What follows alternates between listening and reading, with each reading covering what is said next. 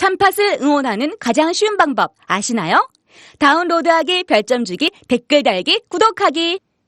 기억하세요. 다운로드하기, 별점 주기, 댓글 달기, 구독하기.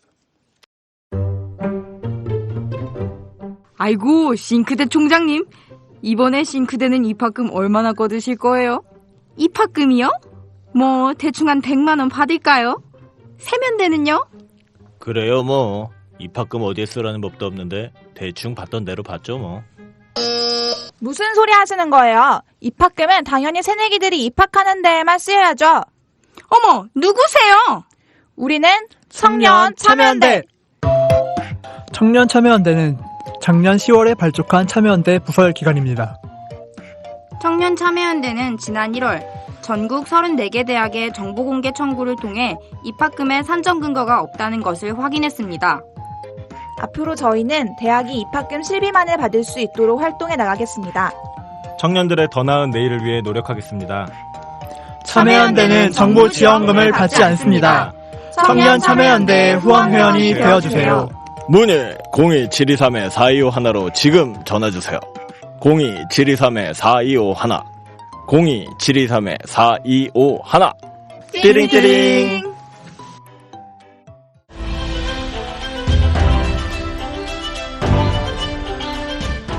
시민 여러분 안녕하십니까? 참여연대가 만드는 팟캐스트, 하지만 NGO가 만들지만 나름 재밌다는 평가도 받고 있습니다. 예, 참여연대 만드는 팟캐스트 참팟, 정규 방송도 있지만 제가 요즘에 호회로 총선 특집도 하고 있는데요.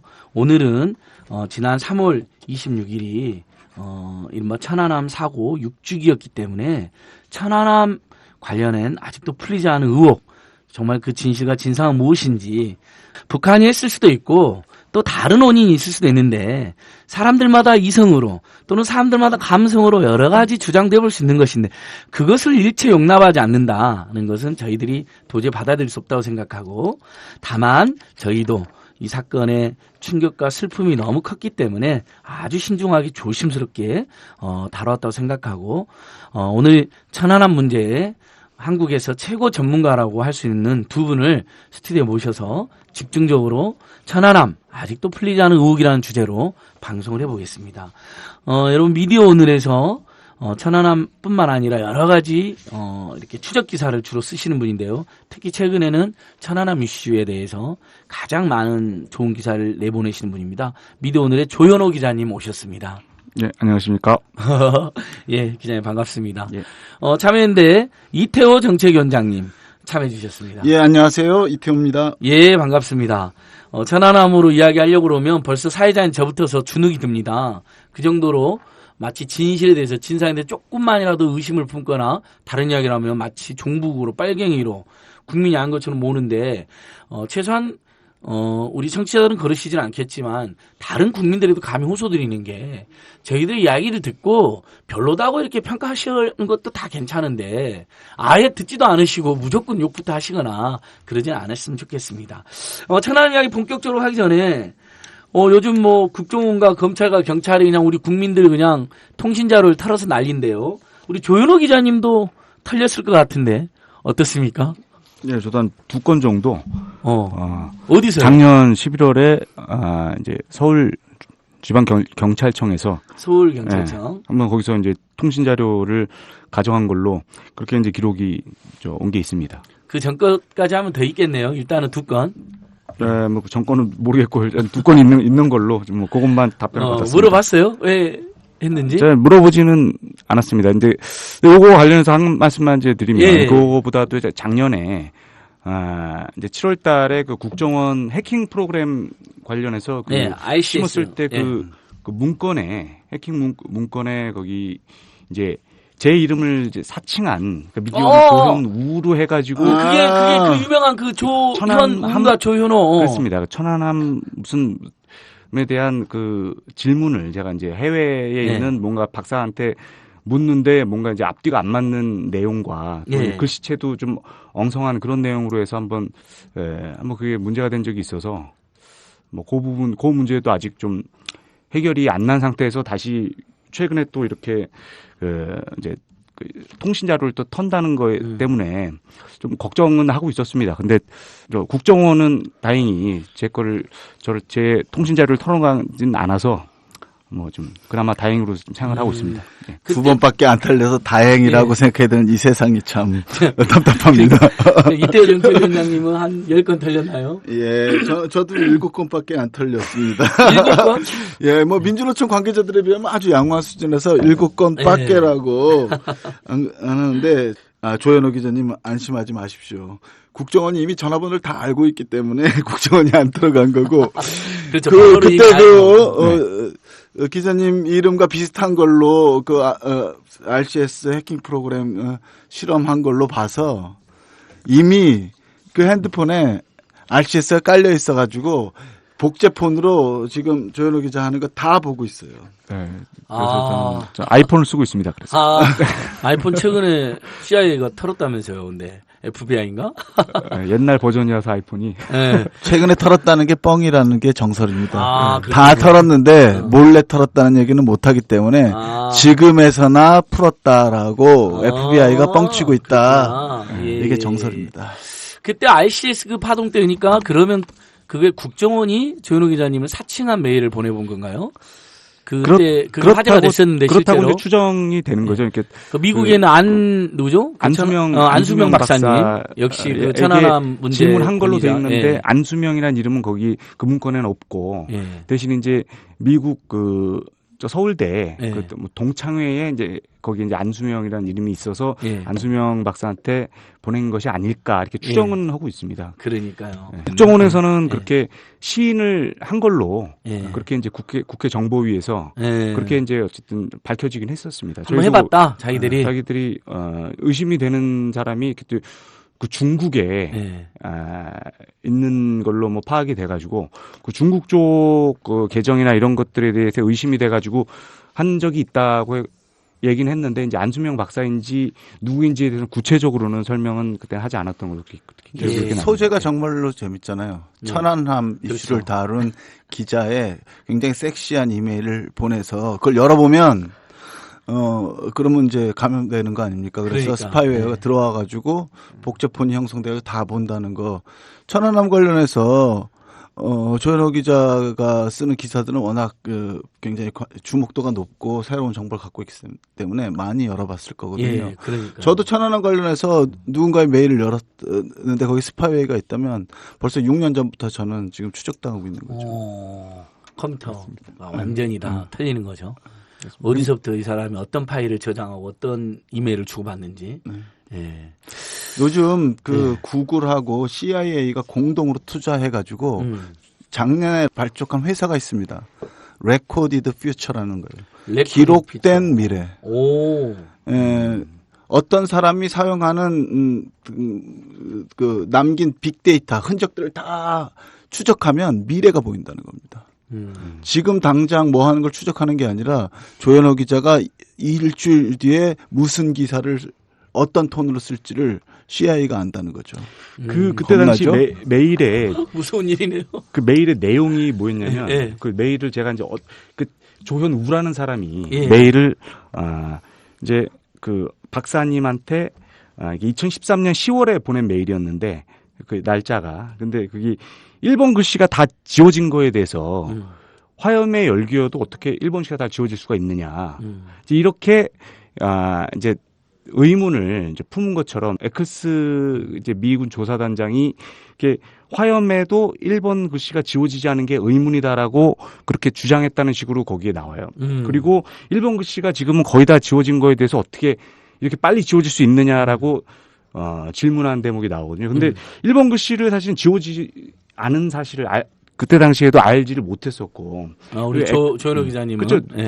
저뿐만 아니라 아마 대부분이 몰랐을 거예요. 그렇죠. 나중에 알려졌죠. 일본이 거의 없어졌다는 게. 지난 1월 달에 이게 알려진 겁니다. 이게 1월 달에 1월 초 12월 말쯤에 해가지고 그때 이제 YTN에서 일본 글씨가 다 지워져서 결정적인 증거가 사라졌다는 그런 얘기를 해서 보도가 된 적이 있었거든요. 그리고 그때 당시에 이제 아까 말씀드렸던 그 에클스 단장이 화염에도 일본 글씨가 어떻게 안 지워질 수가 있냐고 질문한 거는 실제로 그런 비슷한 질문이 있었어요. 그거는 누가 질문한 거냐면 미국의 기자가 질문을 X 단장에게 한 건데 그거를 X 단장이 마치 자기가 그런 의무를 가지고 있는 것처럼 엉터리로 그냥 조작을 한 질문으로다가 그거를 이제 그것도 제 이메일로 덮어 씌워버린 거죠, 그냥. 그리고 그런데 이제 거기에 결국은 일본 글씨가 다 지워졌다는 거는 이미 사실이 된 거죠. 이미 2013년에 지워졌을 수도 있어요. 그게 지금 와서 달라진 걸 수도 있는 거지만. 그래서 사실은 이게 실험용이라고 그러지만 천안함 문제는 지금 굉장히 외교적으로 뜨거운 문제인데요. 네.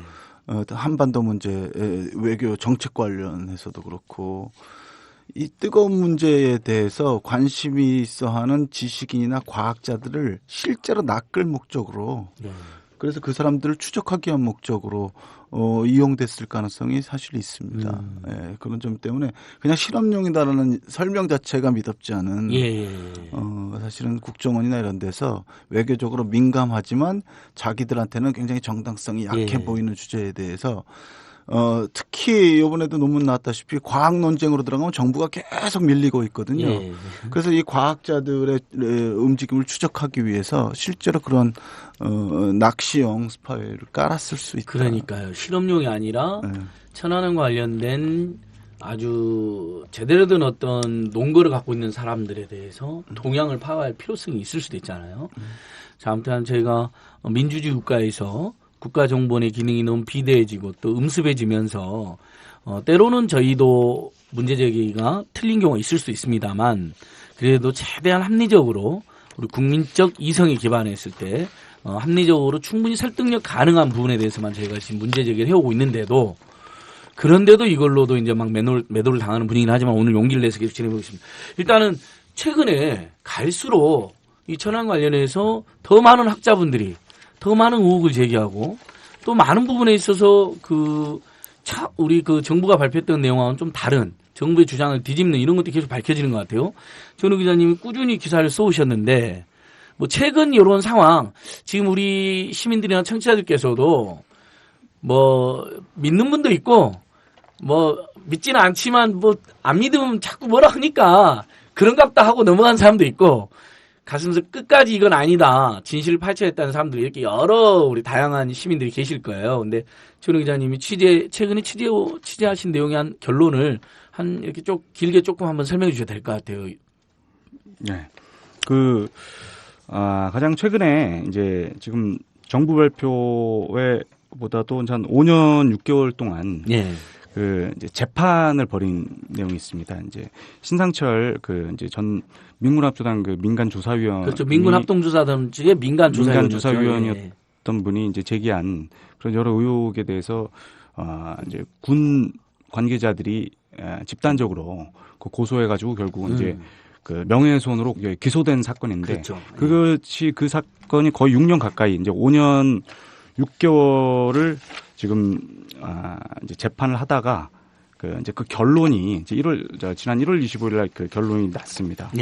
그 결론의 요지를 보면 공소장에 있는 기소 내용 중에 여러 가지 제기한 의혹의 내용이 허위일 수 있지만 충분히 제기할 수 있고 그런 부분에 대한 정부 책임도 있기 때문에 34개 중에 32개는 무죄고 다만 이제 2개는 이제 하나 이제 고의로 이제 구조를 지연했다라든지 아니면 이제 일부러 증거를 인멸했다든지 이런 표현은 이제 고의성이 있다고 보여지기 때문에 그 부분에 대해서는 이제 유죄로 판단한 게 있습니다. 근데 이제 그거는 이제 유무죄에 대한 판단은 그렇고 그것도 이제 좀 되게 좀 문제가 있는 이제 표현의 자유나 이런 것들을 존중하지 않았다는 평가를 받을 수도 있는 그런 이제 판결인데 그보다 이제 더 중요한 것은 재판부가 어떻게 이 어뢰라는 정부 발표에 대해서 판단했느냐인데 그 부분에 대한 요지는 한마디로 북한의 어뢰 공격에 의해서 천안함이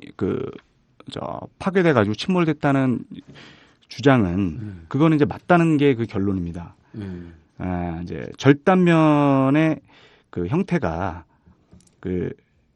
수중 폭발에서 발생하는 그런 워터제트에 의해서 생긴 변형이나 또 그렇게 이제 찢어진 형태가 이제 그런 형태로 돼 있다. 그리고 가스터빈 중심에 있는 이런 디칭 현상이라는 게 있다는 거예요. 그러니까 철판이 평평해야 되는데 그 철판 평평한 철판이 이게 이제 종이가 이제 평평한 종이를 바람을 불면 이렇게 휙 이렇게 그 움푹 들어가는 것처럼 이렇게 그렇죠. 디신이 이게 그 접시라는 뜻에서 나온 약간 휘어져 있는 그런 현상이 이제 폭발에 의해서 그 생긴 것이기 때문에 나타났기 때문에 그건 폭발이라는 이제 주장을 하고 있어요. 그리고 뭐 버블흔이라고 생겼는데 이렇게 페인트가 벗겨진 거를 그 지금 버블흔이라고 주장을 했습니다. 그리고 공중음파가 2회 발견이 됐고 지진파도 감지가 됐다. 그리고 자연 그 견시병에 얼굴에 이제 물방울이 튀었다는 거를 이제 폭발의 근거로 삼은 겁니다. 그리고 견시대에 물도 좀 발목이 들어갈 정도로 고여 있었다는 것이고, 그리고 초병이 본 백색 송광이 물기둥일 가능성이 있다는 주장. 그리고 사체 검안 결과에 파편상이나 화상과 같은 흔적이 없는 것이 이제 수중 폭발의 근거라고 그렇게 봤습니다. 그리고 이제 나머지 가장 중요한 그 일본 어뢰가 이제 육안으로 봐도 그 부식 상태도 실제 천안함 선체와 일치하고, 그리고 어뢰 설계도도 HWP 파일로 있지만 그게 이제 북한에서 작성한 게 분명하다고 판단하고 있는 흡착 물질이 있다는 것도 하나의 이제 폭발의 그 결과물이라고 뭐 논란이 있지만 그렇게 이제 봐야 한다는 뭐 전반적인 이런 좀 그 합조단에서 발표한 내용을 에다가 좀 더 적극적으로 힘을 실어서 어뢰의 근거로 좀 무리하다 싶은 내용들이 잘 들으시면서도 아마 있을 겁니다. 여기서. 예. 그러니까 재판부가 그게 발표한 뭐 재판부가 뭐 대단한 과학자분들은 아니실 텐데 굳이 정부의 주장을 조목조목 이렇게 추인해 준 듯한 느낌이 드네요. 일단. 그렇습니다. 예. 그게 참 이상한데요. 예. 어쨌든 신상철 씨가 허위 사실을 유포했다는 거는 대부분 무죄로 나왔습니다. 그렇죠. 일단 그런데 신상철 씨가 조금 34건 중에서 32건이 무죄라는 게 굉장히 지금 중요한 거잖아요. 예. 예. 근데 신상철 씨가 사실 좀 무리스러운 주장을 할 때가 있었어요. 뭐 예. 고의로 뭐 증거를 은폐했다느니 사실은 이게 사실 위험한 얘기였는데 아마 정부가 하는 일이 너무 그 불투명하고 그러니까 욱해서 하신 말씀이었겠죠. 예. 그거는 이제 불행하게도 유죄가 나왔습니다만은 천안함 의혹과 관련해서 제기한 거에 대해서는 유죄로 볼 수 없다라는 게 재판부의 분명한 판단이어서 그거는 적어도 의혹을 제기하는 것의 정당성은 인정해 줬는데 재판부가 여기서 좀 이상하게 신상철 씨에 대해서 공익적인 문제에 대해서 합당한 근거를 가지고 의혹을 제기한 거를 무죄로 주는 건 당연한 건데 제 생각에 그걸 스스로 변명하거나 변호하기 위해서 안 해도 될 일을 많이 했다는 거예요. 어뢰에 침몰되었고 어뢰에 침몰된 이유는 뭐뭐뭐인데 사실 저희가 보기에도 좀 어설픈. 따라서 재판부가 지난 수년간 재판을 해왔으면 다 여러 가지 과학적 근거에 대해서도 같이 검토했을 텐데 굳이 결론 내리지 않아도 되고 이미 과학적으로 논쟁이 된 부분에까지 그걸 근거로 들어가지고 어뢰라고 단정하는 거는 재판부의 올바른 태도라고 저희는 이제 보기가 어려울 것 같아요. 본인들이 판단하기 어려운 부분은 여지로 남겨놓더라도 얼마든지 그렇지만은 명예훼손이 된 부분이 있다. 뭐 좌초했다고 주장했다든지 뭐 그다음에 증거를 아까 지금 고의적으로 없앴다니 이런 건 예를 들면 군대 명예를 훼손했다. 아니 좌초 얘기도 분명히 하시는데 좌초했기 때문에 유죄로 죄송합니다. 좌초설이 무죄라는 얘기한 거예요. 것 자체가 이제 무죄고. 야, 여기서 저희 일반 국민들이 굉장히 헷갈리고 있는 부분이 사회자를 통해서 그대로 드러났습니다. 좌초설은 유죄가 된 줄 알았어요. 자체설이 무죄인 거죠. 신상철 씨가 좌초설을 주장했다는 자체는 사실 공익적인 부분이기도 하고 또 나름의 근거를 가지고 있기 때문에 무죄라는 것입니다. 구조를 고의로 지어냈다는 주장만 그것은 유죄다는 유죄인데. 거죠. 근데 나머지 32개 주장은 일반 시민들이 얼마든지 의혹 제기할 수 있다 이런 거잖아요. 재판부가 인정해 준 거잖아요. 그렇습니다. 32가지의 대부분이 이제 좌초 후에 충돌했다는 겁니다. 충돌했다는 게 이제 어느 그 잠수함인지 모르지만 뭔가 이제 잠수함이 충돌한 것 같다는 주장을 이제 여러 차례 반복적으로 사실은 하면서 그거와 관련된 내용들을 이게 비슷하게 쓰거나 약간 이제 거칠게 표현한 부분이 있었는데 그런 것들은 어떤 공익적인 목적이 있고 허위라 하더라도 그런 부분에 대해서 정부도 그렇게 그 사람이 이제 문제 제기를 할 수 있게끔 충분한 정보나 제공이나 설명하지 않았기 때문에 그런 부분에서 유죄라고 볼 수 없다는 것이고 그리고 아까 두 건 중에 이제 여기 신상철 대표가 이제 거칠게 얘기는 했지만 사실 그 고의로 구조를 지연한 의혹을 가질 만한 그 여지가 있어요, 있기는 실제로. 왜 그러냐면 함수가 이제 천안함이 이제 사고가 나서 한미는 그 자리에서 바로 깔아앉아 버렸습니다. 예. 대신에 함수는 떠에서 둥둥 떠내려갔어요. 그게 16시간 22분 동안 떠내려갔다는 게 그 군 KNTDS에 있는 그 해군 작전 사령부에서 그걸 다 그 위치가 이렇게 움직이고 있다는 사실 실시간으로 보고 있었다는 거를 다 증언을 법정에서 한 적이 있습니다. 예. 그렇기 때문에 16시간 동안 다니고 있었는데 왜 그럼 그거를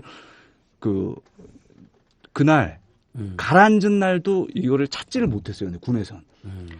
당일에도 찾지를 못하고 그 나중에 한 하루 정도 있다가 함수를 찾았습니다. 오자마자 그걸 보고도 찾지 못한 이유가에 대해서 법정에서 그 담당했던 그 구조 책임자들이 답을 제대로 못한 측면이 있어요. 해작사에서는 분명히 그 구조 책임자한테 왜 이제 어떻게든지 그 좌표를 줘서 구해봐라고 얘기를 해줬는데도 그 부분에 대해서 이제 못 받았다고 그러고 본인은 보긴 했는데 잠깐 준비해서 놨더니 깔아앉아 버리고 없었다. 그런데 분명한 거는 거기에서 이게 떠 있었고 맨 윗부분이 이제 자이로실이라는 부분인데 이제 나침반이 있는 곳입니다. 그게 자이로실에서 시신이 한 구가 발견이 됐어요. 그러니까 대부분의 시신은 한미에서 이제 36구가 발견이 됐지만 그러니까 대부분 함수에 있었던 사람들이 구조가 됐기 때문에 함수에는 아무도 남아있지 않을 거라고 최원일 함장을 비롯해서 생존자들은 다 이렇게 생각을 했는데 그런데도 함수에 한 명이 남아있었다는 거죠. 그러니까 그 중에 이제 자이로실은 되게 텅 비어 있는 공간이기 때문에 에어포켓이 있을 가능성도 있었고 또 이게 어느 정도 오랜 시간 동안 떠 있었기 때문에 훨씬 더 공기가 있어서 또 발견도 거의서 됐기 때문에 잘만 만약에 여기서 또 적극적으로 구조를 했으면 한 사람은 적어도 살릴 수 있지 않았을까 하는 결과론적인 추론이나 그게 가능한 거예요. 근데 그런 부분에서 16시간 동안에 떠 있는데도 구조하지 않고 그냥 신경을 안 쓰는 그것도 이제 그 과실이 명백하게 있다는 측면이 이제 이것도 하나 이제 좀 항소심 재판에서 다뤄줘야 될 것이다. 사안이고 이것도 하나의 이제 고의 지연이라는 그 비판에 고의로 지원한 안 구한 거 아니냐, 못 구한 거냐, 안 구한 거냐라는 이런 질문을 할 수 있는 근거가 된다는 그런 측면이 한 가지가 있습니다. 예. 그러니까 지금 이제 두 가지 이제 34건에 32건이 무죄고 2건 유죄돼서 서로 항소해서 지금 이제 항소심 진행 중에 있는 것이죠. 일단 재판 이야기는 여기까지 하고 일단 최근에 서울대 그 논문이 화제가 됐었는데요. 천안함 과학 논쟁의 성격과 구조 박사학위 논문 이게 최우수 논문이 됐다면서요. 예, 서울대 자연대 최우수 논문인데 이 내용이 어떤 건가요? 먼저 이태호 정책위원장 이걸 쓰신 분이 사실 자연과학자이기도 하지만 천안함 문제에 대해서 계속 추적했던 기자 한겨레 기자인 오철우 기자입니다. 그래서 오철우 기자의 박사학위 논문인데 천안함 문제가 어뢰에 의한 폭침이라고 정부 합조단이 주장하면서 과학적으로 증명됐다라는 얘기를 많이 했어요. 예. 그리고 실험을 해본 결과 입증되었다라는 얘기도 많이 했고 그래서 사실은 이 천안함 문제가 과학 논쟁의 대상이 되었습니다. 예를 들어서 어뢰가 폭발해서 일본 어뢰가 폭발해서 버블에 의해서 이게 천안함이 두 동강이 났는데 그러면 어뢰 부품 발견했다는 결정적 증거물이 어뢰 부품하고 선체하고 뭐 이런 데서 사실은 폭발제가 발견돼야 되는 게 아니냐. 그래서 실제로 과학적으로 실험해 보니까 똑같은 폭발제가 나왔다. 예를 들어서 수조에 놓고 폭발 실험을 했는데 거기 덮었던 알루미늄 덮개 하얀 물질이 나왔는데 이 하얀 물질하고 어뢰에서 발견된 하얀 물질하고 이렇게 선체에서 발견된 하얀 물질이 다 동일하다. 뭐 이런 식으로 설명을 했던 거죠. 근데 그 하얀 물질이라는 걸 샘플을 받아가지고 과학자들이 분석해 보니까 폭발이 아니라 이게 침전 물질이다. 말하자면 녹이다. 예. 아니면 바닷가에서 알루미늄이나 이런 금속 물질이 바닷물과 만나게 해서 이게 축적된 어떤 침전물이다 이런 반론이 나온 거죠. 그래서 이 반론이 되는 거에 대해서 과학자들은 간단하다. 한 번 더 실험해보면 된다. 우리 생각에는 그 어뢰하고 선체에서 나온 물은 확실히 침전물이기 때문에 수조에서 폭발해서 생겼다는 하얀 물질은 가짜다. 과학자들이 굉장히 과감한 주장을 했어요. 그 백색 물질은 조작이다. 국방부가 명예훼손을 고발 못하고 있어요. 그리고 실험해보자 그러는데 실험 안 하고 있거든요. 그래서 이제 오철우 기자는 정부가 과학적으로 입증됐다는 것은 오히려 과학의 논란이 됐고 오히려 쉽게 입증할 수 있는 것. 왜 어뢰 부품이 그렇게 녹슬었냐? 왜 어뢰 부품 안에 가리비가 자라고 있냐? 일본 어뢰는 왜 일반 매직으로 썼는데 그렇게 금방 지금 그냥 상온 상태에서 나도 지워졌다는 거 아닙니까? 근데 폭발해도 왜 살아남았느냐? 그러니까. 이런 문제들에 대해서 오히려 쉬운 증거들은 배제하고 어려운 걸 가지고 과학적으로 복잡하게 국민들한테 이해 못하게 해가지고 과학적 논쟁으로 입증된 것처럼 얘기했는데 사실 과학 논쟁엔 대응 못했다. 그래서 이 천안함의 과학 논쟁의 성격과 구조로 본다면 좀 이상하다 한마디로 이거고요. 마지막으로 제안하는 것은 과학적인 과학 논쟁의 성격상 재연하면 된다. 검증 다시 하면 된다. 왜 검증과 재조사를 하지 않느냐? 그것도 좀 이상하다 하는 취지의 논문입니다. 이게 서울대 자연과학 최우수 논문. 우리 국립서울대 최우수 논문이니까 국방부나 조중동도 함부로 못하겠죠. 그렇습니다. 어떻습니까? 우리 조현영 기자님도 어떻게 읽으셨습니까?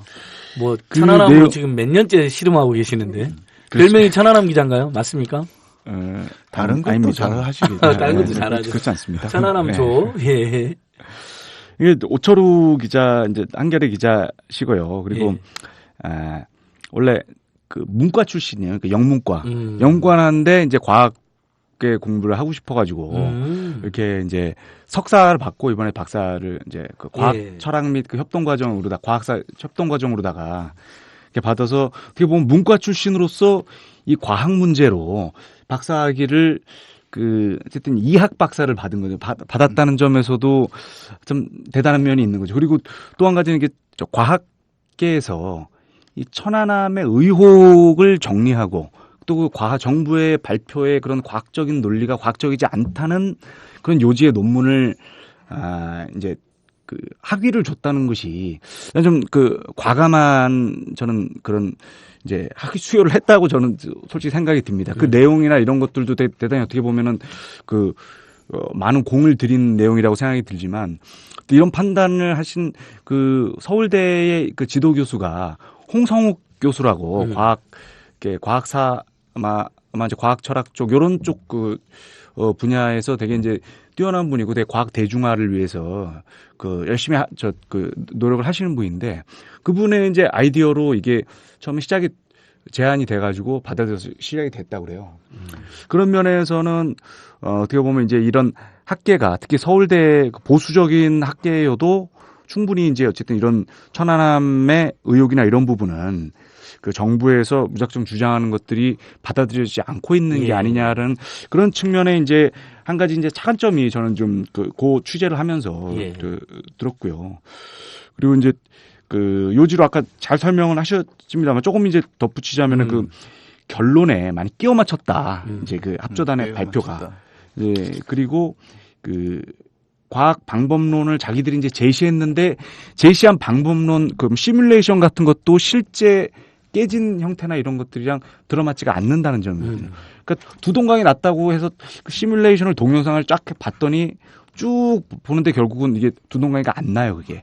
그게 급만 살짝 가고 마는. 시뮬레이션으로 입증하는데 실패했어요, 사실. 자기들이 해놓고도 실패하니까 이게 실제로는 천안함이 함수, 그리고 한미, 그리고 가스터빈, 그리고 연돌, 그래서 크게 하면 내동강이가 났는데 그 내동강도 안 난 상태의 그 시뮬레이션 결과를 내놨으니 그러니까 이제 어차피 시뮬레이션이라는 게 참고만 하는 자료라고 대충은 넘어가고 어쩔 때는 또 시뮬레이션으로도 확인됐다고 얘기를 하고 이럴 땐 이러고 저럴 땐 저러는 식으로다가 이렇게 갖다 붙이는 식의 이게야말로 과학적이지 않은 것이 아니냐라는 그런 측면에 이제 비판을 할 수가 그 내용이 그 여기에 하나의 그 근거고요.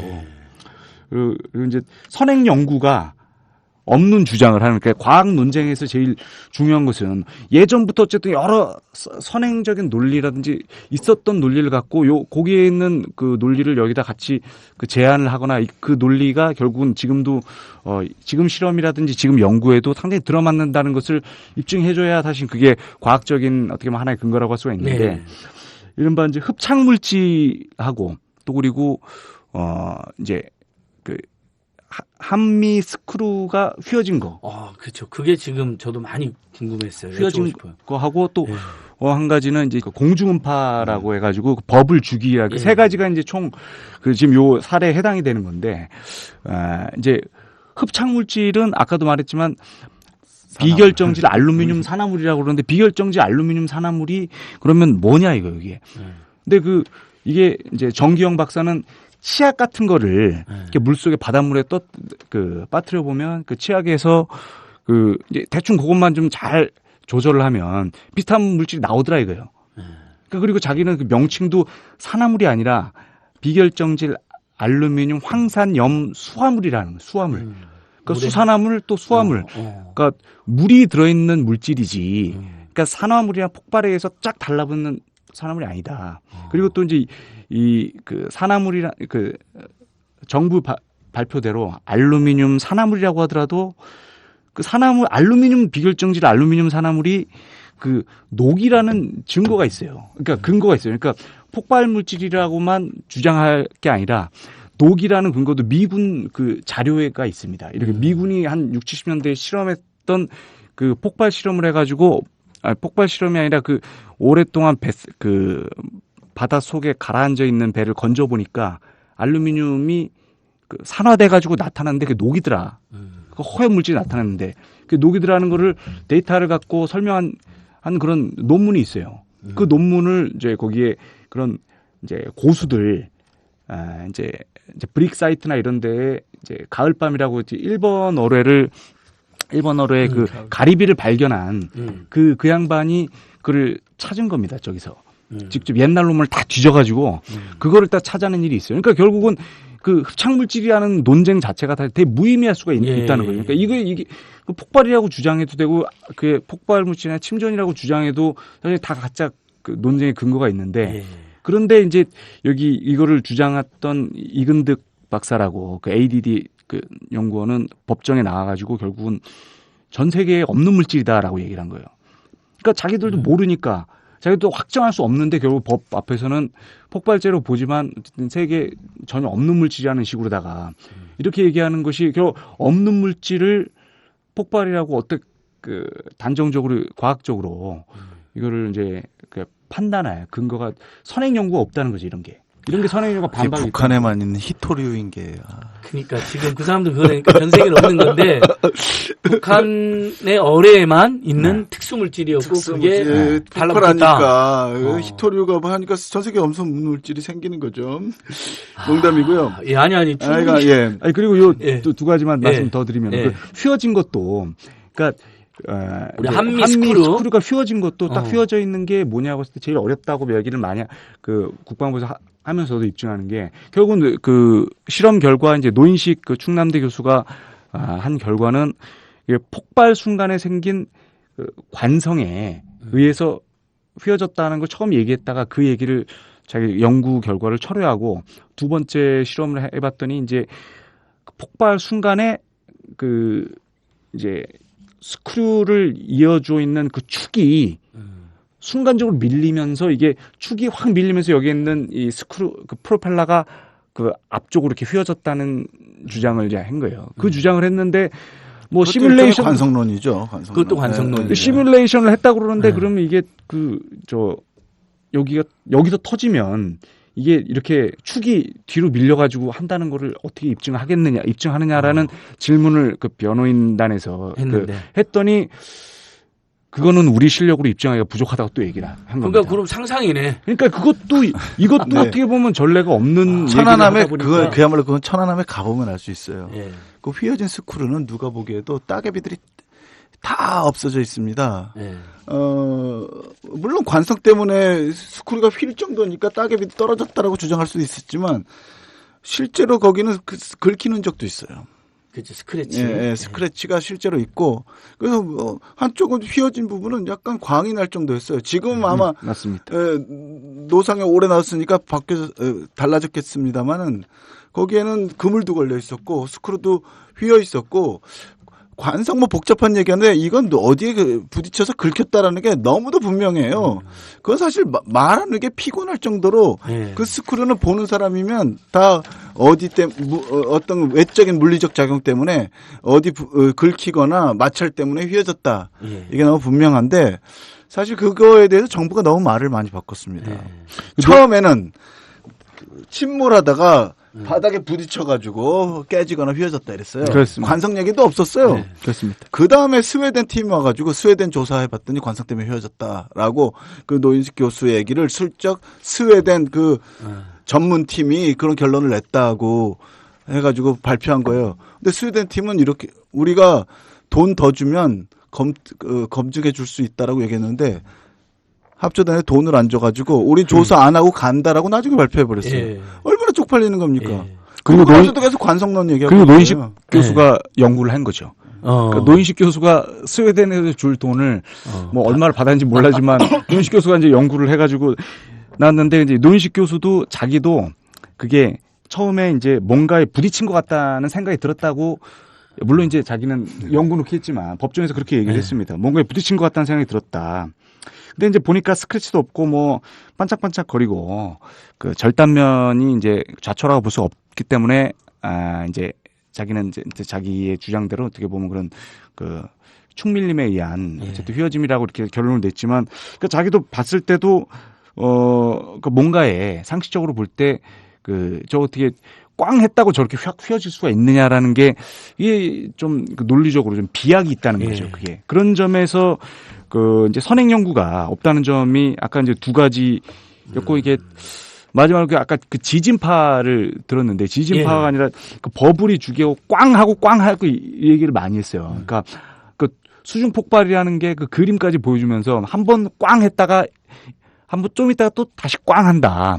또 두 번에 이제 뭐 이런 뭐 호깅, 세깅 하면서 한번 이렇게 팽창했다가 다시 수축하고 팽창하고 이런 식으로다가 해서 처음에 두 동강 났다고 되게 근사하게 많이 TV나 이런 데서 보여주고 그랬었는데 그게 이제 그 버블 주기가 1.1초라는 거예요. 1.1초의 근거가 뭐냐면 공중음파가 1.1초 동안의 그런 주기를 갖고 이제 감지가 됐다는 거였는데 근데 이것도 이제 선행 연구로 그 지진파 전문가인 김소고 지진연구소장에 의하면 거기에 이제 오철우 기자의 그 논문에 두 개 나옵니다. 근데 그 버블 주기는 공중음파로 하는 게 아니라 지진파를 갖고 하는 거다. 지진파가 아니라 왜 공중음파를 가지고 1.1초라고 그러느냐. 그래서 실제로 거기에 그 공중음파에는 그거보다 조금 더 짧은 지진파에는 그런 주기가 나타났다고 이제 그걸 갖고 김소구 소장이 그 뭐 논문도 그 기터만 박사하고 같이 또 국제 학술지에 낸 적도 있습니다. 그리고 이제 이 얘기가 1.1초라고 그러는 것도 사실은 지금 그럼 정말 1.1초 했느냐라는 게 그 여기에 이제 김숙일 그 천안함 병기병이었던 양반이 그 이제 법정에 나와가지고 한 얘기는 한번 꽝 하고 나서 몇십 초 있다가 꽝 했다고 그랬거든요. 대부분이 이제 그 생존자들은 한 번만 꽝 했다고 얘기를 하지 두 번 꽝 했다고 증언하지 않았습니다. 근데 유일하게 두 번 꽝 했다고 주장한 사람은 그 김숙일 그 천안함 그 전탄병이었는데 그 생존자가 한 얘기도 한 번 쿵 하고 한 몇십 초 있다가 또 쿵 했다는 거예요. 1.1초가 아닌 거죠, 그거는. 1.1초가 아니고 뭐에 부딪힌 것 같다고 그랬었어요. 크건 작건 기뢰가 터지든 어뢰가 터지든 버블은 생깁니다. 버블이 대단한 게 아니고 버블을 무기화한 버블 제트 어뢰라는 게 굉장히 특이하다는 거지. 그리고 실제로 이걸 깨뜨린 게 버블 제트라는 특수한 어뢰인지는 아직도 밝혀진 바 없고, 근데 예. 기뢰가 폭발해도 버블이 생겨요. 예. 그렇기 때문에 제 생각에는 이게 이 버블이 있었다 없었다는 것만으로 어뢰설을 입증하는 건 아니라는 겁니다. 예. 그리고 두 번째, 여기 아주 쉬운 증거를 이번 재판부도 그러는데, 형광등이 안 깨진 거는 형광등 가시 내충격 설계 때문이라고 그러잖아요. 예. 내충격 설계가 뭔지는 잘 모르겠습니다. 그냥 붙어 있어요. 내충격 설계 아닙니다. 근데 내충격 설계라고 쳐요. 예. 근데 그럼 참여연대가 찾아낸 증거에 대해서는 재판부는 보지 않았어요. 저희가 초청받아 천안함을 갔는데요. 예. 천안함에서 꺼내는 머그잔들이 여기 잔뜩 모여 있고, 예. 머그잔들이 테이블에 떨어졌는데 깨지지도 않고 있더라고요. 어. 무엇보다도 예비용으로 천안함이 보관하고 있던 형광등을 초록색 통 있잖아요. 우리 보통 이렇게 물통. 그렇습니다. 예. 거기다가 수십 개를 꽂아놓고 있는 거예요. 이거 천안함에서 나왔대요. 가정용 형광등. 가정용 형광등. 아니 여기 걸려 있는 거. 이건 내충격 설계라고 치자고요. 예. 아니 그냥 보관용으로 천안함에 실어놨던, 왜 형광등을 이렇게 많이 가지고 가는지 모르겠어요. 아마 자주 깨지기 때문이거나 예. 불이 나가기 때문이죠. 재고가 엄청 많더라고요. 그렇죠. 한 30개 되는 형광등이 천안함에 나와서 그대로 있어요. 아니 이걸 왜 안 깨졌는 거예요? 내충격 설계가 그렇게 있는, 여기다도 달려놓지 않고 창고에 놔뒀던 건데, 그런 문제고, 정책의 정보를 꿰어 맞췄다. 이게 영국 공무원들이 부시 행정부를 비판하면서 이라크를 침공하려고, 말하자면 이라크를 침공해야 된다는 정책에다가 이라크에 대량살상 무기가 있다, 그러니까 테러리즘이 있다라는 말을 이러저러하게 첩보를 긁어 모아가지고 꿰어 맞추고 있다. 천안함이 정확히 그런 거라고 생각이 들어요. 어뢰설이라는 결론을 정해놓고 거기에 사실은 전혀 검증 안 된 여러 가지 정보들을 일일이 다 꿰어 맞추고 있다. 그리고 지금 이 과학 논쟁의 성격과 구조라는 그 오철우 기자의 논문의 결론도 말씀하신 대로 결론에 정보는 사실 검증된 걸 보통 정보라고 하는데 첩보 여러 가지 자료들을 그냥 끼워 맞추고 있는 거라고 볼 수 있겠습니다. 그러니까 맞습니다. 처음부터 끝까지 아무리 대한민국 정부의 발표를 믿고 싶어도 믿을 수가 없고, 내놓으라는 국내 학자들이 이건 너무 엉터리다라고 이야기하니까, 근데 우리 국민들 만약에 뭔가 이 천안함을 북한에, 그것도 버블제트, 인류 역사상 그 수없이 많은 전쟁에서 단 한 번도 실전에서 검증되지 않았던 버블제트로 쫙 두동강을 놨다. 그것도 완전히 그냥 버블제트도 아니잖아요. 완벽하게 두동강 낸 최고의 기술을 선보인 건데, 북한이. 그렇습니다. 그래서 믿기지가 않는다는 사람이 꽤 많거든요. 근데 그래도 안 믿겠다는 사람 막 잡아 죽이려고 하잖아요, 사회 분위기가. 근데도 우리 국민들이 한 20, 30%는 일관되게 지금 안 믿고 있어요. 대단하더라고. 그래서 예. 서울대가 이번에 논문도 냈지만, 지금도 서울대 여론조사하면 3분의 2는 아직도 못 믿겠다는 거 아닙니까? 아, 그러니까 3분의 2? 예. 3분의 2를 넘어서. 그 천안함 그러니까 쪽일 때 3분의 1 정부 발표를 일은 믿을 아니고. 수 없다. 음. 그러니까 어뢰설이냐 아니냐 이런 게 말고, 예, 그러니까 그 정부 디테일- 발표를 믿을 수 없다 하는 게 3분의 2 정도. 예. 그러니까 믿는다가 30%인 거죠. 나머지는 못 믿는 못 거예요. 믿는다. 그러니까 30%는 절대 못 믿겠다고, 나머지 30%는 모르겠다 이래가지고, 그러니까 30%만 믿는 걸로 나오는 거죠. 여기 그러니까 저희 조사 모인 결과. 셋도 뭐 안 믿는다기보다는 모르겠다 하잖아요. 우리 저- 착한 사람들이어가지고 우리는 가급적 정보를 믿으려고 노력하는 사람들이니까. 하도 몰라가지고 이렇게 그러니까- 5년 넘게 취재를 하고 예, 있습니다.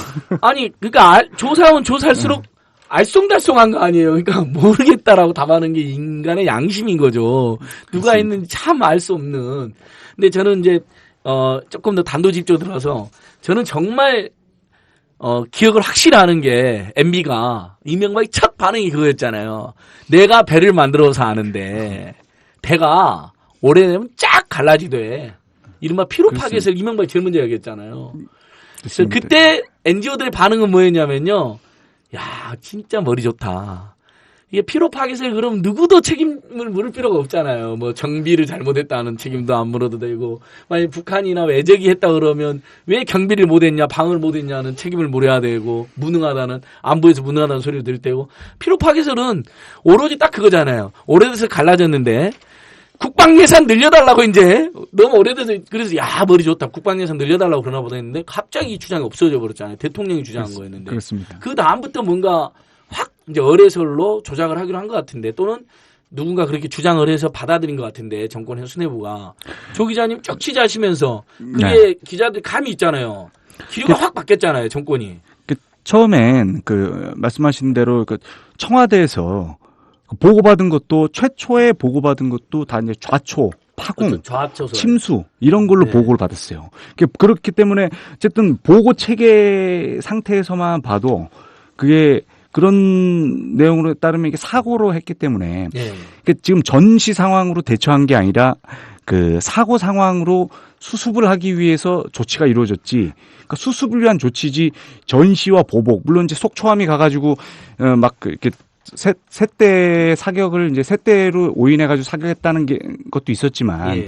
대체적으로 어쨌든 그 구조하고 하는 것은 이제 사고를 수습하기 위한 그 대처였었고 그 지속적으로 청와대에서는 이제 폭발 특히 이제 어뢰 공격을 그 인정하고 싶지 않았다는 그런 증언록들이 최근에 나온 책들을 보면 그런 게 되게 많습니다. 아니 그런 증언까지 계속 나오는군요. 그런 네. 것들이 되게 많고 실제로 이명박 전 대통령도 그 보고를 받을 때 3월 30일 날 백령도에 간 적이 있습니다. 근데 보고를 받을 때도 거기서 이제 내부 폭발, 내가 봐도 내부 폭발 같다고 얘기를 그렇게 그렇게 얘기를 했다는 또 그런 증언도 있어요. 그러니까 처음 내부 폭발 같다고 했더니 그거에 대해서 듣고 있던 한 그 책임자가 내부 폭발이 아니다. 뭐 이제 여기 내부에 있는 뭐 전선이라든지 쉽게 이런데 열 화염이나 이런 게 나타나지 않기 때문에 아니고 아마도 외부의 그 폭발 또는 그 어뢰 아니면 기뢰의 도발인 것 같다는 이야기를 해가지고 그 이명박 대통령의 표정이 굳어졌다. 그때 그런 이제 그런 묘사하는 일들이 많이 있었습니다. 없는 사람이잖아요. 안 해본 게 없는 사람이어갖고 분명히 속으로 내가 좀 배 만들어 봤는데 이것들이 이상하다 그랬을 것 같아요. 네, 근데 우리가 뭐 음모론이나 MB를 너무 이렇게 비하하지 않는 가정하에 설명을 해보면 사실 MB는 나중에 북한에 대해서 굉장히 적대적인 정책을 취했습니다만은 초기에 국방비에 돈을 많이 들일 필요는 없다는 입장이었어요. 그렇기 때문에 이제 국방비도 약간 줄이는 입장이었고, 자기도 뭐 배를 만들어보고 이렇게 했기 때문에, 그리고 이명박 초기에 국정원이나 이런 데서 남한 군비가 북한에 비해서 우위다. 노무현 때도 국방부는 아직도 우리가 북한에 비해서 군비가 약하다 그랬는데 이명박 정부 초기에는 오히려 군 자신들이 우리가 북한에보다 앞선다 이런 입장을 막 내고 있었어요. 그러니까 2010년까지는 아마 이명박은 그걸 믿기 싫었을 거고 아래에서 어떤 보고가 들어오건 간에 하여간 다른 가능성을 두고 군축 기조나 국방비를 줄이는 기조가 이것 때문에 방해받지 않는 것을 원했을 가능성이 있어요. 근데 그 뒤에 이제 근데 군 자신은 자기가 이게 됐으니까 오히려 이거 외부에서 공격받았다는 것으로 스스로를 변호하고 싶은 생각이 많았겠죠. 그러니까 계속 그런 보고들이 올라왔고 그러다가 이제 일본어의 부품이라는 걸 찾아내서 거기다 이제 다 결정적 증거니 뭐니 해가지고 부정적이었던 여론들을 반전시키기 위해서 사실은 그래서 미국 합조단에 참가한 미국, 스웨덴 이 사람들도요 어뢰 부품에 대해서는 제대로 보지도 못하고 돌아갔어요.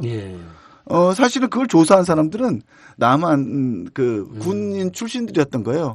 에클스 단장도 봤는데 믿업지 않지만 한국군이 얘기한다니까 믿고 간다고 그러고 간 거고 가서도 아무리 생각해 보니까 매직이라든가 이런 거는 잘 믿업지 않다. 근데 내가 총대 메고 기자회견도 해줬는데 어뢰 설계도도 잘못된 거로 됐지. 연합급 잠수함도 없는데 있다고 우겼지. 게다가 과학적 증거라는 것도 나중에 곱씹어 보니까 말이 안 되지. 그러니까 에클스도 좀 열받았던 거죠. 그렇습니다.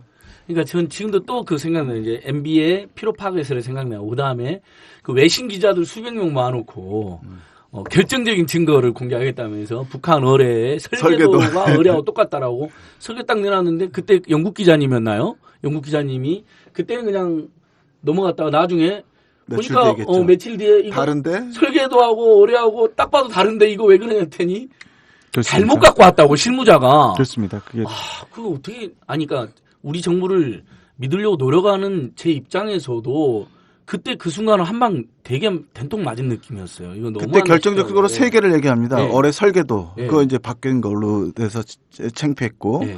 두 번째 연합급 잠수함이 있다. 네. 연합급 잠수함이라는 건 그날 발표 이전까지 5월 21일 발표 이전까지 국방부가 한 번도 얘기 안 한 거고 더 중요한 거는요. 그 뒤에도 한 번도 얘기 안 한다는 겁니다. 지금 북핵 문제 때문에 막 난리가 나도 북한에서 모든 잠수함이 출격했다. 로미오급 뭐 하는데 연합급 잠수함 얘기하는 거 들어보셨어요?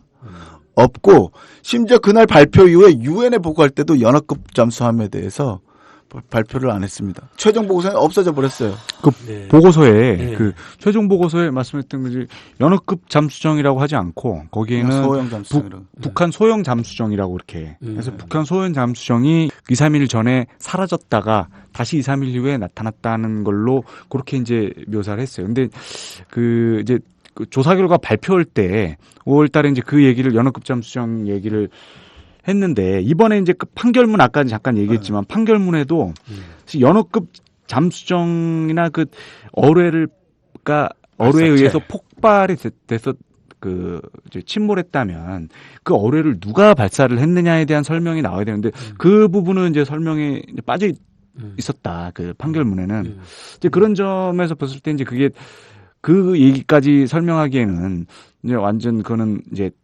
확인된 증거가 아니라 그 이제 어떻게 보면 이제 추정이기 때문에 아마 재판부도 그런 이야기를 뺀 게 아닌가 싶기도 합니다. 유엔에 그 우리가 중간 보고 발표를 5월 21일 날 하는데요. 2010년. 그리고 바로 유엔에 영문으로 보고서를 냅니다.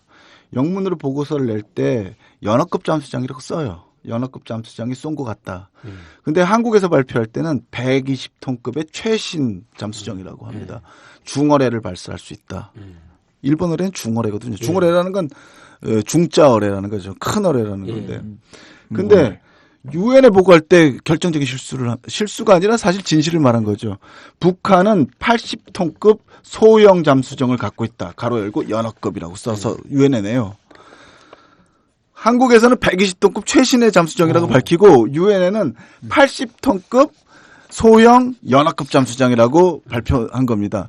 근데 80톤급에 대해서는 국제사회가 다 알아요. 그 잠수정은 어뢰를 쏠 수 없다는 거예요. 그러니까 이게 그렇습니다. 아유 어떻게 들으면 들을수록 막 화가 나고 창피하기도 하고 그러는데 저희가 이렇게 6년 동안 조현우 기자님, 이태호 정책위원님 추적하는 것은 단순히 어떤 호기심 때문만은 아니잖아요.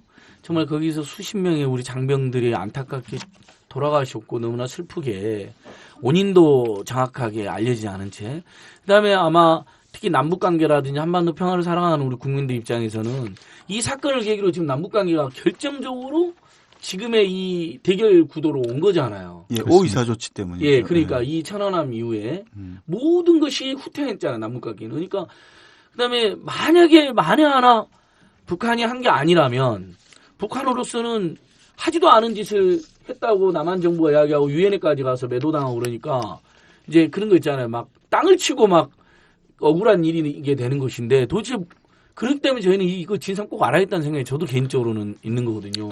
어디서부터 이걸 매듭을 풀어야 될 것인가 남북관계에. 그 점에 대해서 조금 말씀드리면 네.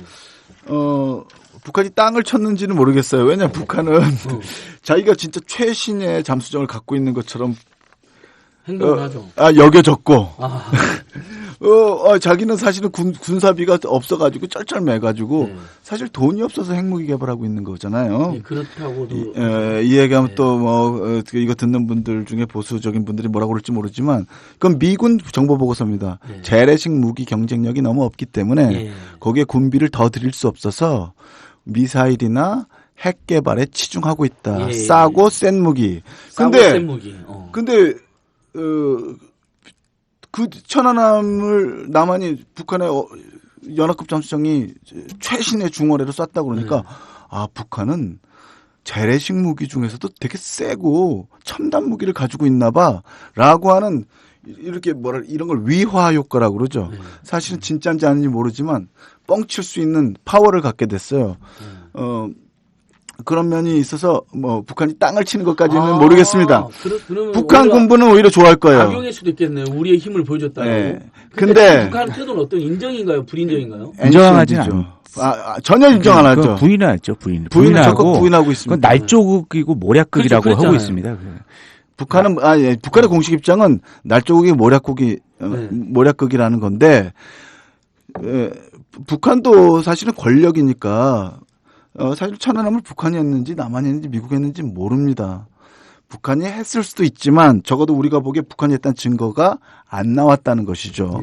근데 북한은 공식적으로 분명히 매우 강하게 이건 날조고 거짓말이다라고 얘기하지만 부수적으로 그런 무기를 갖고 있을 수도 있겠다라고 하는 위화 효과도 누리고 있다라는 거죠. 북한 군부는. 제가 이제 그 얘기를 포인트로 하려고 한 건 아니었지만 그 뒤에 동북아 상황을 보면은요. 미국이 동북아에 군사적으로 진출하는데 천안함이 너무 잘 이용됐어요. 사실 천안함 조사 결과는 미국이 주도한 게 아니라 남한이 주도했는데 미국이 왜 자기도 참여한 것처럼 해가지고 이걸 정당화해 주느냐. 사실 미국 대사관에 구체적으로 물어보면요. 미국 대사관의 입장은 이겁니다. 남한 정부가 발표했으므로 우리는 믿는다예요. 남한 일본어를 믿는다 이런 얘기 절대 안 합니다. 남한 정부가 했으므로 우리는 믿는다라는 게 미국 대사관의 공식적인 입장이고요. 그리고 소형 잠수정이 소형 어뢰를 쐈을 것으로 추정한다예요. 이건 제가 분명히 말했습니다. 저희가 초청하지도 않는데 미국 대사관이 2번이나 참여연대를 방문했어요. 그때마다 제가 물어봤습니다. 너 정말 일본 어뢰 검증했냐? 일본 어뢰가 때문이라고 하는 남한 말을 어느 수준만큼 믿냐? 이게 진짜 과학적이라고 믿냐? 그러면 대답을 안 합니다. 우리는 남한 정부의 조사 결과를 신뢰한다. 그리고 또 물으면 소형 잠수정이 소형 어뢰를 쐈겠지. 이 정도는 거죠. 근데 왜 이거에 대해서 그러면 계속해서 지지하는 포지션이냐? 당연히 동맹이기도 하지만 그 뒤에 중국을 견제하는 군사력을 극동에 배치하는데 미국은 너무나 좋은 계기로 삼았습니다. 근데 문제는 미국은 중국을 견제하기 때문에 군사력을 이른바 피벗 아시아로 회귀에 잘 이용한다고 치고 한반도는 뭐냐는 겁니다. 남한은 평화를 하고 협력을 해야 경제도 살고 평화도 찾아오고 있는데 안보도 살죠. 안보도. 예. 안보도 잘 되고. 거기에 대리전을 하고 있는 거죠. 그러니까 아무튼 이 천안함 사건이 그래서 혹시 뭐 천안함 사건에서 의혹을 제기하는 것이 불편하신 분들 입장에서는 좀 서운하실 수도 있고 참여연대가 너무 집요하게 문제 제기하는 거 아니냐고 생각하실 수 있다고는 생각합니다. 저희도 그런 지적도 또 겸허히 수용하겠습니다. 다만 이 사건의 진실 그 자체에 대한 우리의 저는 책무했다고 생각하고 그다음에 바로 그 사건 이후에 남북 관계와 동북아 정세가 최악으로 가고 있기 때문에 평화를 사랑하는 시민으로서 저희가 더더욱 관심을 가지게 됐다는 점 그런 점은 또 헤아려 주시면 좋겠습니다.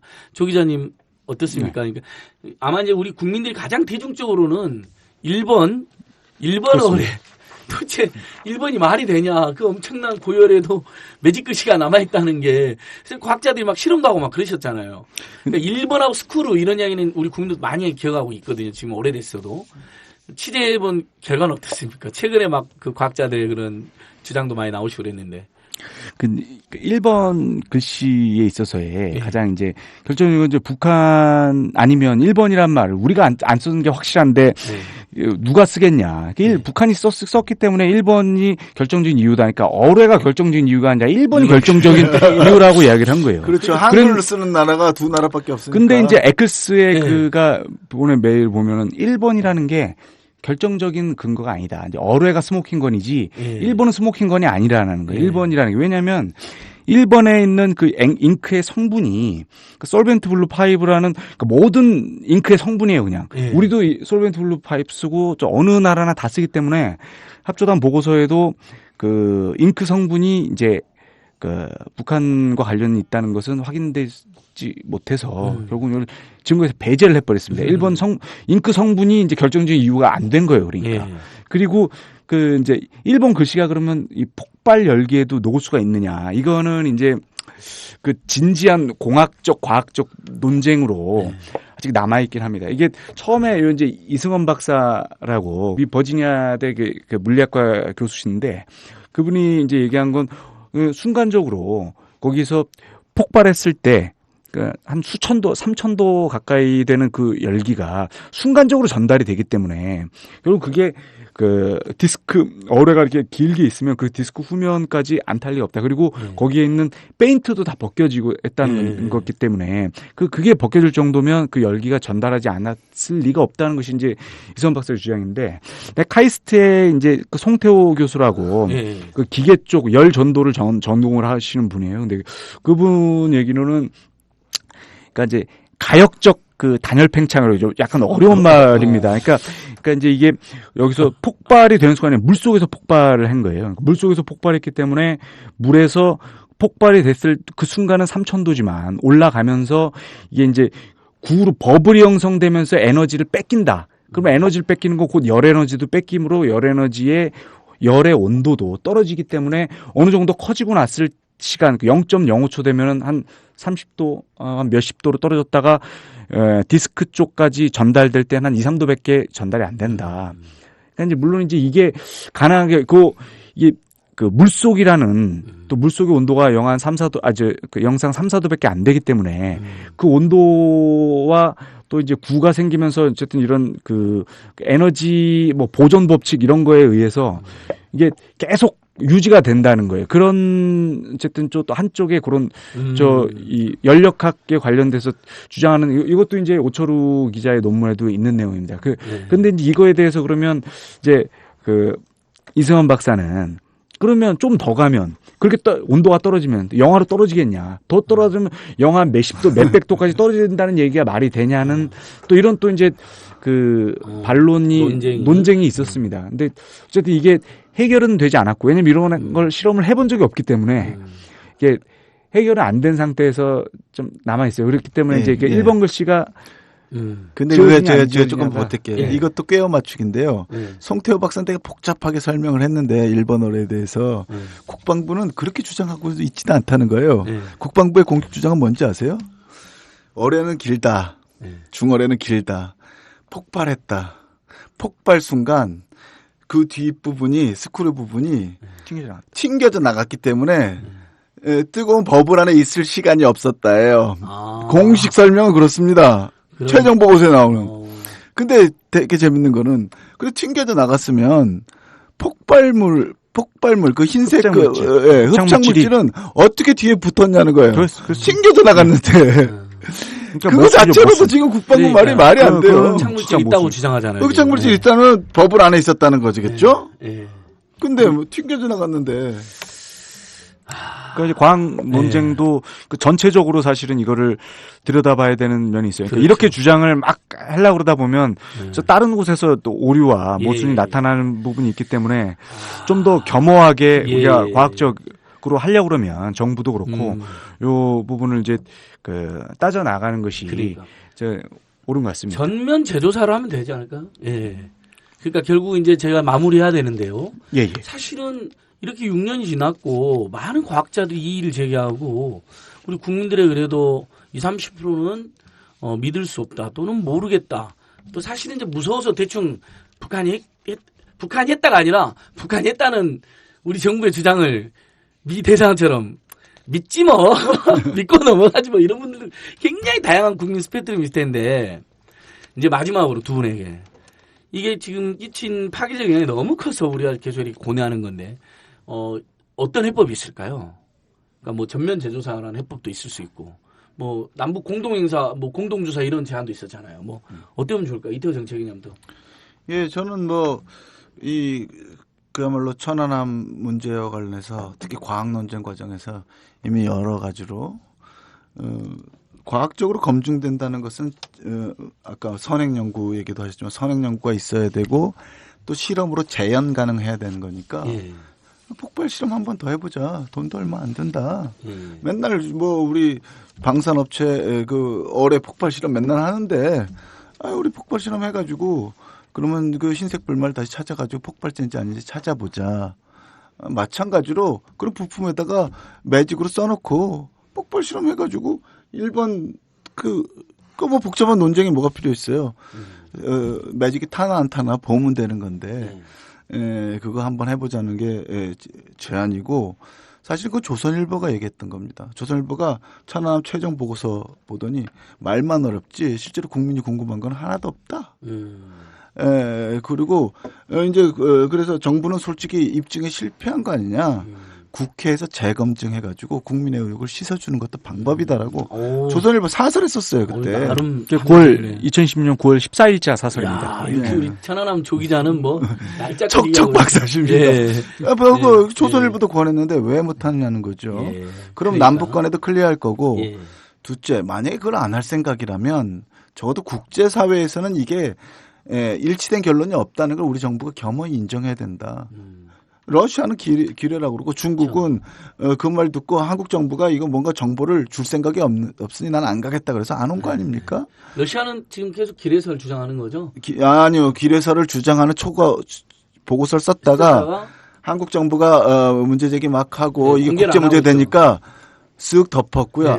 아무 말도 안 하고 그러니까 있습니다. 공개는 안 하고 있다고 저도 그리고 예정이 없던 그때 한러 정상회담이 열렸죠. 거기서 뒷거래가 있었을 거라는 얘기가 있습니다만은 하여간 어쨌든 러시아는 동의하지 않고 있다는 건 분명해졌기 때문에 그럼 북, 중이 동의하지 않고 있고 남한 우기고 있고 미국도 그냥 신뢰한다 정도라면 그럼 우리가 오이사 조치 같은 가혹한 사실은 우리 민간에게만 영향을 미치는 자해적인 이런 말하자면 봉쇄 조치 같은 거는 일단 풀고 북한은 계속 욕을 하더라도 일단 그렇게 이렇게 엄격한 제재 조치는 풀어서 숨통을 좀 트는 게 필요하다. 예. 우리 조현우 기자님 정말 고생 많으셨는데. 그 아까 요 말씀드리기 전에 한 가지 아까 제가 이제 정경 그 안동대 교수가 그 치약 같은 걸 넣었다고 하는데 치약이 아니라 시약입니다. 시약. 알루미늄 클로라이드라는 그 성분의 시약을 바닷물을 떠와가지고 넣어봤더니 유사한 현상이 나타나더라는 얘기를 흡착물질 같은 현상이 나타나더라는 거를 그렇게 말씀드리고 혹시 치약이라고 그랬다가 또 이제 이게 또 비과학적으로서 또 과학 논쟁 어쩌고 저쩌고 하는 놈들이 왜 이렇게 또 그 치약 캡슐에 있는 알루미늄을 넣는다는 소리인가 이렇게 생각이 있었어요. 그 시약을 잘못 들었을 분 또 오해가 있거나 또 이게 민감하기 때문에 오해 풀었습니다. 왜곡이 돼서는 안 된다는 생각이 들어서요. 그냥 진상에 접근하는 분들입니다. 그죠? 네, 그래서 그렇게 하고 이제 저는 이 주신 질문에도 보면은 왜 아직도 이렇게 관심을 갖는 이유가 뭐냐. 저는 그 부분에 대해서 이제 답을 하는 걸로 이제 제 말씀을 이제 드리고 싶은데 그 천안함 사건에 이제 그 수많은 의혹과 또 지금도 여전히 이제 그 해소되지 않고 있는 이렇게 의혹들은 애초부터 사실은 그 미디어 오늘이나 뭐 저 이제 개인 조현호가 제기한 게 아니에요. 이거는 대부분 누가 제기했냐면 언론이 제기를 한 겁니다. 대부분 언론이 제기했고 또 참여연대도 마찬가지로 참여연대를 포함한 단체들 또 거기에서 수많은 숨은 일반인들 또 고수들 그런 사람들이 어떻게든지 이름을 알 수 없는 사람들이지만 그런 사람들이 이제 자기 분야에서 자기의 상식과 자기의 관점을 가지고 말이 안 된다는 얘기가 너무나 그 곳곳에 쏟아져 나온 이른바 그 집단지성의 힘에 의해서 저는 이런 천안함 사건이 더 그 사람들에게 이 의혹으로 나타났고 그거를 또 언론들은 열심히 전달했습니다.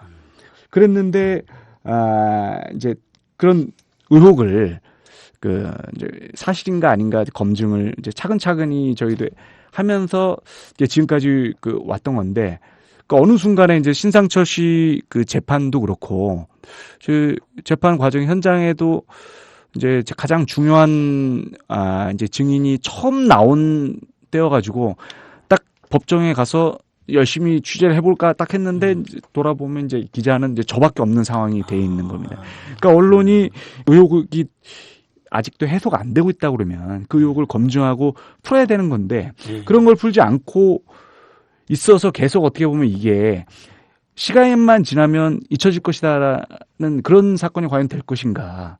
왜냐하면 그렇게 하기에는 너무나 많은 우리의 이제 젊은 청춘들이 거기서 그 목숨을 잃었고 또 이 한국 전쟁 이후에 가장 큰 사실은 이제 군 사망 사건이고 또 그게 뭐 전사가 됐던 뭔 사건이건 죽은 사건인데 그런 사건에서 그러면 발표한 내용이 너무 말이 안 맞고 이해가 확실히 안 된다 그러면 확실히 될 때까지는 할 수 있도록 최소한의 환경은 만들어 보고 하는 것이 저는 언론의 역할이라고 생각해요. 언론이 이제 진실에 가까이 갈 수 있도록 그 이제 언론이 그 제 목소리를 내줘야 된다는 거죠. 그런 사람들이 할 수 있도록. 그리고 언론으로서 이런 정도면 좀 추적해 볼 만한 사건이라는 생각이 듭니다. 그런 면에 있어서 좀 언론을 비롯해서 많은 이제 분들이 이 이제 진실을 설령 어떻게 결론이 나더라도 다시 한번 이제 재조사는 그 해보고 해보는 데까지는 저는 가야 된다고 생각이 듭니다. 이렇게 예전에 칼 858기 같은 사건도 결국은 조사를 한 번 더 하기는 한 거 아닙니까? 이제 2004년도 했던 것처럼 그 천안 사건도 아직은 그 조사가 제대로 시작이 되지 않았다고도 볼 수 있다는 전 그런 생각이 듭니다. 그런 면에서는 좀 시간이 걸리더라도 그 차분하게 다시 한번 그 진실에 다가갈 수 있도록 좀 우리가 같이 한번 좀 그 마음을 열고 노력을 더 했으면 하는 바람입니다. 예, 맞습니다. 수없이 많은 의혹 제기와 우리 국민들의 질문이 있습니다. 정부가 그에 대해서 제대로 답을 못했기 때문에 이런 프로그램까지 제작됐다고 생각합니다. 행여라도 여기 우리 조현호 기자님, 이태호 정책위원장님, 저 앉은 걸 알만한 사람 다 압니다. 평소에 북한에 대해서 굉장히 비판도 많이 하고 저희 정부가 아닙니다. 다만 진실이 그냥 궁금할 뿐인 것이고 한반도 평화 남북 화해를 바랄 뿐이니까 오해하지 마시고요. 다만 궁금한 건 궁금하고 믿지 못하는 것은 믿지 못하는 것이고 잘 모르는 건 잘 모르는 것이죠. 우리의 양심까지 팔 수 있는 건 아니지 않겠습니까? 예, 그런 프로그램으로는 충분히 예리해 주실 거라 믿고 저희가 나중에 천안함은 두 번째로 한 번 더 우리 조현우 기자님, 이태호 정치인 모시고 한 번 더 해보겠습니다. 아주 정말 우리 국민들이 꼭 알아야 될 여러 가지 진상과 진실이 있고 그래야지 저는 그 희생장병들의 넋도 저희들이 제대로 이루어갈 수 있는 거 아닌가 감히 그런 생각도 해봅니다. 오늘 정말 뜨거운 시간 두 분 고생하셨습니다. 예, 고맙습니다. 감사합니다. 네, 감사합니다. 네. 안녕하세요. 아카데미 느티나무 강좌를 7년째 듣고 있는 70살 넘은 할머니 정애자예요. 저에게 아카데미 느티나무는 새로운 배움터입니다. 배움을 통해 행동하는 시민의 발걸음에 동참하고 있다는 것이 뿌듯하답니다. 즐거움과 나눔, 웃음과 실천이 있는 배움의 공간, 아카데미 느티나무에서 뵐 수 있기를 기대합니다. 참, 아카데미 느티나무는 참여연대 부설 시민교육기관입니다. 더욱 자세한 내용은 인터넷에서 아카데미 느티나무를 검색해 보세요.